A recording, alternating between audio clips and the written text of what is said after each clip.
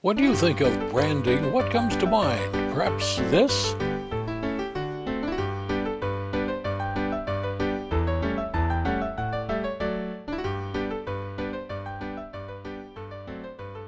Or maybe this? Or certainly these? But what about your brand? We are flooded with brands jamming every communication channel we use these days, and that makes connecting with customers frustrating at best. This is the Biz News Podcast, one-on-one conversations with experts in business and personal development. Branding guru Kim Rozdeba says branding is a process, not a goal. He's developed what he calls the 5 C's of branding, and he joins us in this edition of Bizgnus Interviews. Well, Kim, let's set the table for our audience. If you would tell them a little bit about yourself. How did you get to where you are today? How did I get here? So I started working way back when. I started working in marketing. I discovered I really liked communications, so I actually went on to an advertising agency, and I worked for 10 years with Ogilvy and Mather. It's one of the top advertising agencies in the world. David Ogilvy, one of the, I think, icons as it concerns branding. So I worked there, and I worked for a small agency, and then I went actually from there to client side.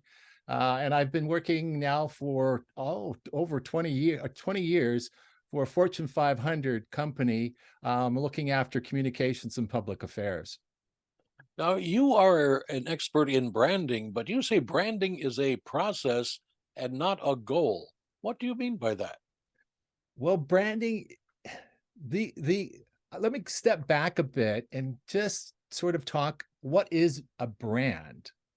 Because a brand isn't about what it says or does, but how it makes the customer feel.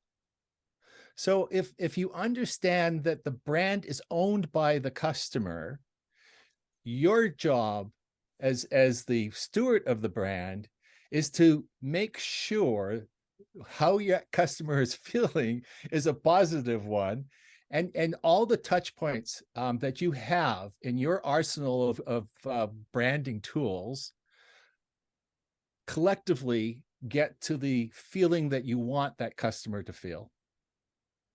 It sounds pretty soft, touchy-feely sort of stuff. Am I being too unkind to the process here?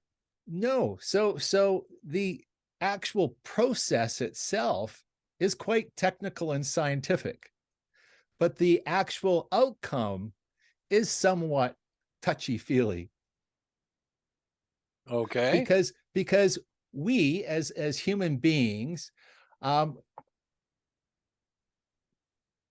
memories and all of our things that we trust or things that we care about are attached to a feeling, a positive feeling.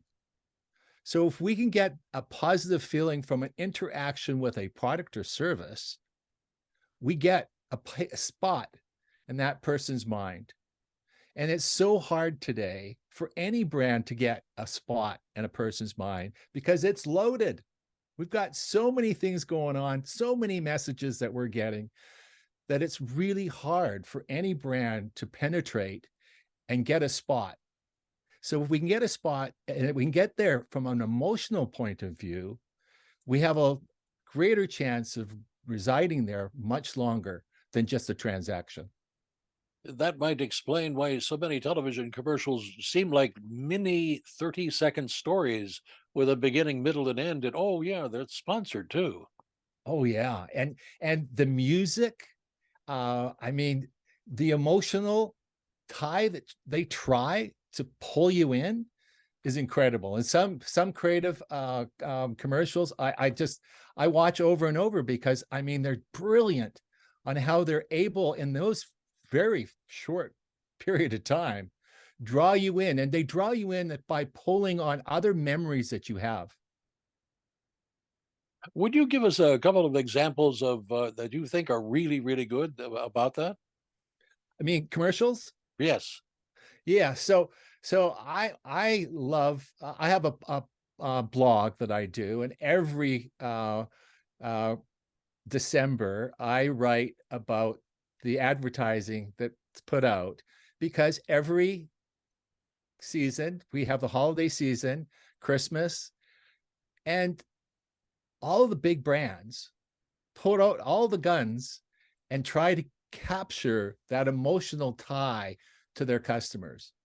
It's at a time where people are feeling good, or at least hopefully people are feeling good. They're giving, they're thinking about others, and so I there's a number of different commercials that are out there, but I would say collectively during that time there are some incredible commercials. I know Disney continues to always put out some very good, and as you said, they're a mini movie.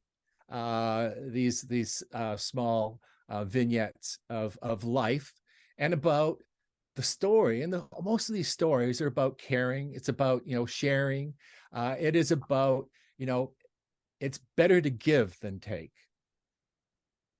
Yeah, but Which I'm leads running us. an itty bitty business where I've got 15 people that I pay every other week. How can I do that for my product or service? So great question. I came up with the 5 C's of branding, and quickly through the 5 C's. One is commitment. The second one is construct, which is the logo, the color. The third one is the community. And the community, and why I'm bringing this one up, is your community starts with your employees.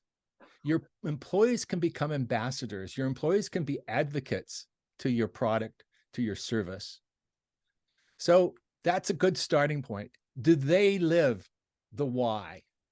Do they understand your commitment of what you're trying to accomplish? Uh, in my book, Branding Queens, what's really interesting is the commitment of many of the women that were in charge of developing brands. They saw the big picture. So when the first thing you think is, I need just to get my product out. But that's true. And brands, as I said, it's a journey, because you don't know where you're going with your brand right at the beginning. At the beginning, you're just trying to deliver a product. And as your employees, same thing.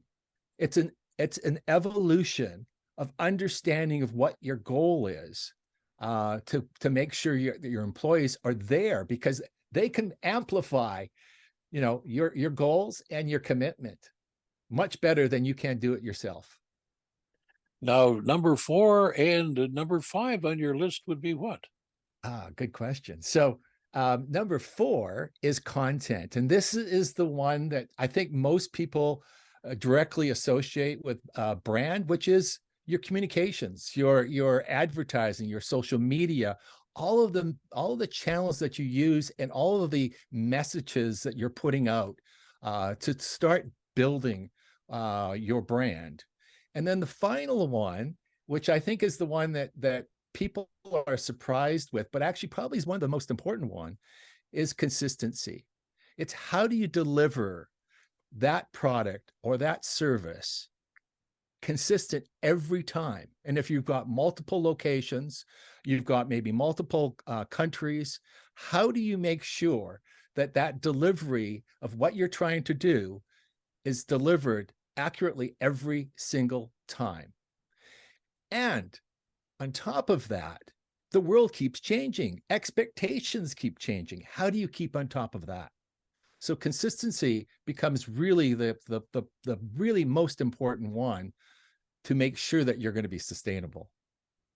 A lot of this goes back to building trust among consumers for your product or service. But that trust can be blown up in an instant by a bad employee or a faulty product, right? Yeah. Yeah. I've seen a number of cases where a product, 20 years, 30 years building infrastructure, a network, and an employee base that's huge and absolutely be demolished by one email. That's pretty frightening. How do you how do you counsel your clients about that? So you've got to always think about your customer. You always need to, and I go back to, it is about the customer. Everything that you're doing should be about the customer. What will they think when they hear this? What will they do when they hear this? Or what will they say? So it is always putting that filter on, or at least that litmus test, to ensure everything you're doing is in the face of them, that you can stand up to them and say, this is why I'm doing it. And if you can't do that, you shouldn't do it. I mean, the other one is everything that you do, how would that be perceived in a media environment? What's the front page going to say the next day? Something You good or something probably bad? don't want to necessarily be on the front page the next day. Not if it's a negative thing, no. So And you have to. speaking Go of ahead. front pages and that, as you develop branding for your clients, and as you research it continuously, what do you see as the future of where our small business people should be putting their branding money? Because it's certainly not limitless. Yeah, no, and interestingly, starting out, there is no money. So you have to be creative, very creative. And one ways that you can start getting your message out and getting people aware of your product or service is utilizing media. Public relations is a great tool, but it takes work. You have to build connections. You have to build connections with people like yourself out there that will be able to help amplify your message. Interesting stories. If you can get people to write about what you're doing. And again, it's not, if you go in with the idea that you're going to sell your product, you're going to go nowhere. But if you go in with saying, I'm solving a problem, and here's the problem, and here's why it's important to solve this problem, it's a very different, that's a story now. And so if you can get a story and somebody will able to actually, communicate that story, it grows. And I've seen this with a number of the women in my book, Branding Queens, where they spent a lot of time building relationships with media, and they got really good, as I say, free ink out there to allow them to start getting their messages out there. And the other interesting thing that happens is you become a voice of either the cause that you're concerned with, or an area that you're an expert in, that allows others to draw from you because you have become a leader in this topic. So that's, I think, is a really good starting point. As I said, it takes time, not necessarily money, but it does take time to build these types of relationships. Outside of that, you've got digital and the social networks as well. And this is a nice way to also start building your network of followers, as well as building an authority on a particular topic. Kim, as you were researching your book, what did you run across that startled you? I didn't know that. Could you give us a couple of examples? Oh, yeah. Quite a few, actually. The first thing that I discovered, though, Douglas, was not very much was written about a lot of these women when you go back into the 1800s. Back to They the were oddities. 1800s. They were oddities. They were absolutely oddities. So there was not a lot recorded about what they did from a business perspective. As you go forward closer to our days, the youngest brand that I have in the book is 18 years. there are more information because there's more avenues of communications that are out there that have captured some of the adventures of these women. But I'll start with my first story, which is with the oldest brand that's in the book, which is Veuve Clicquot, which is the champagne. And Veuve Clicquot, Veuve in French translates in English to widow, which I didn't know. I've been drinking the champagne wherever I, was able to afford it. And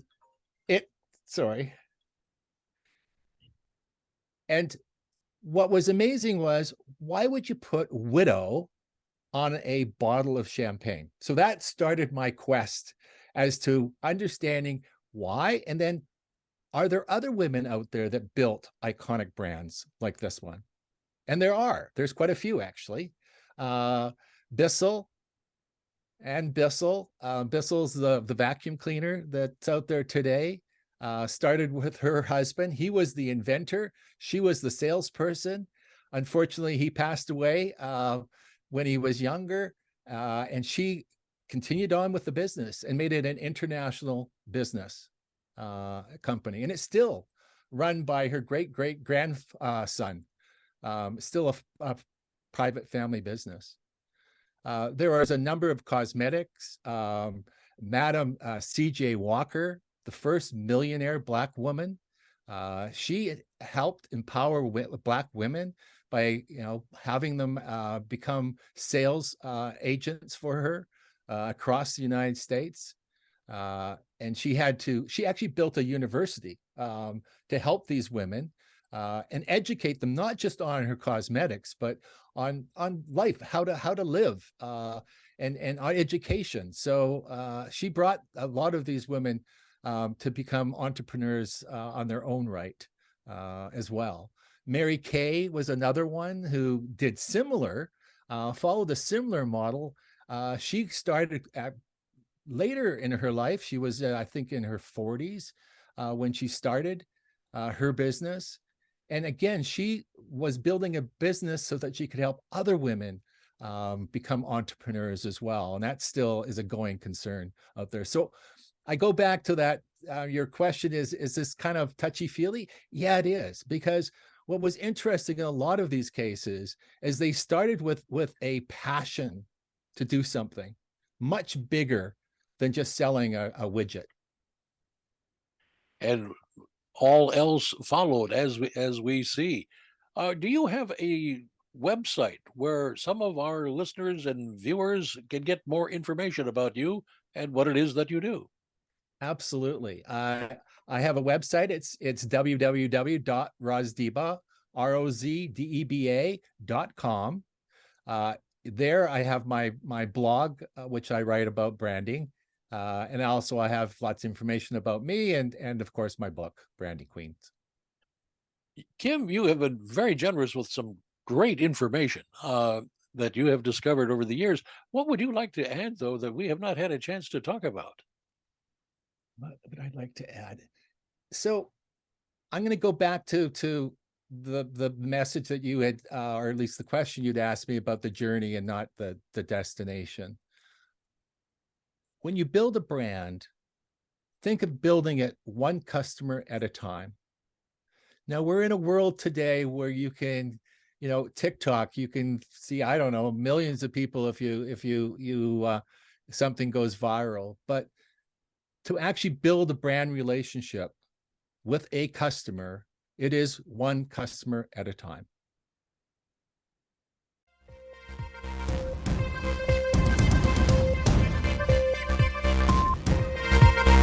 You've been watching the Biz News Podcast. We welcome your input. Send your email to editor@biznews.com. Thanks for watching.